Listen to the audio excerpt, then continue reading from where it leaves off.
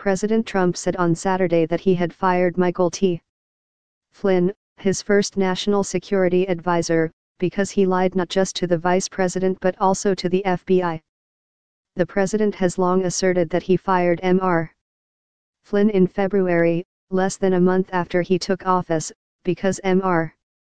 Flynn had lied to Vice President Mike Pence over whether he talked with the Russian ambassador, Sergei Kislyak, about sanctions imposed on Russia by President Barack Obama. By saying on Twitter on Saturday that Mr. Flynn's lies to the FBI had also contributed to his firing, some took that to mean that Mr. Trump was acknowledging that he had known in February that Mr. Flynn was untruthful with the Bureau's agents. Any such admission would be important in light of Mr. Trump's effort that month to persuade the Bureau's director at the time, James B. Comey, to drop the investigation into Mr. Flynn. But White House officials said that Mr. Trump was merely acknowledging what had happened the day before, Mr. Flynn's guilty plea for lying to the FBI about his conversations with Mr. Kislyak. While Mr. Trump's tweet on Saturday raised questions about what he knew, he did not actually write it, according to two people briefed on the matter. It was composed by his top personal lawyer, John Dowd, who was in contact with Mr.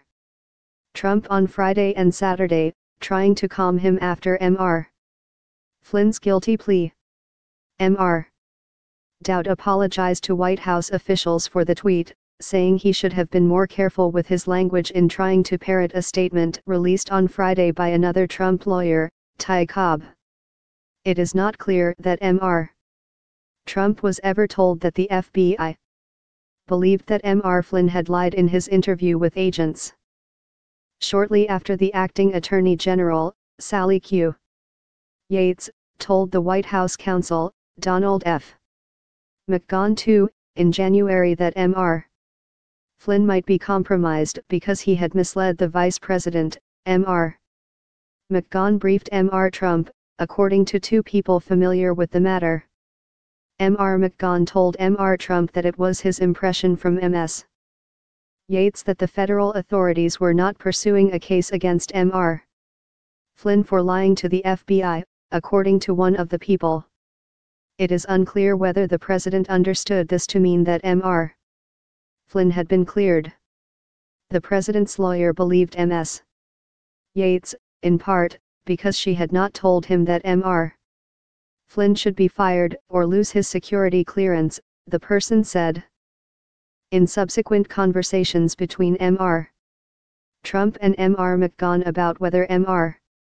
Flynn should be fired, Mr. Trump did not cite Mr. Flynn's truthfulness with the FBI. Going against his aide's wishes, Mr.